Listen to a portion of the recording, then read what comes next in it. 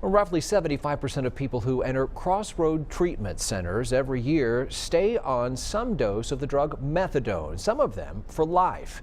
It's the latest development Nate Morabito's uncovered in Crossroads' attempt to build a methadone clinic in Johnson City, a proposal that goes before the state next month. In an update, Nate found just 25% or so of all Crossroads patients actually complete the program and become methadone free. At least one area doctor says that is a concern, but Crossroads and other addiction treatment doctors say you shouldn't judge a program's success by how many people complete treatment.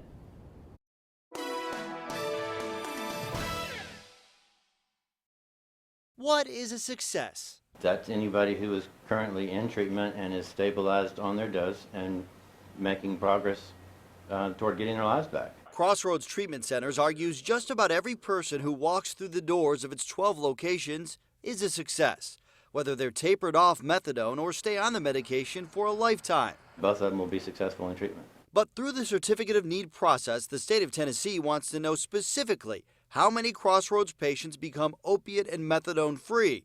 The answer is roughly 1 out of every 4 patients. According to Crossroads, of the almost 3,600 patients who started the intake process last year, the company weaned at least 938 patients off their medication after successful completion of treatment. We are not in agreement with what they do and how they do it. Frontier Health's Dr. Randall Jesse says the fact that so many patients remain on methadone for long periods of time concerns him. He says those people are basically in a form of treatment with no promise of clean and sober living. It's almost as if you are told you're going to need these medications. Right up front, you're told you're going to need these medications probably for a long time.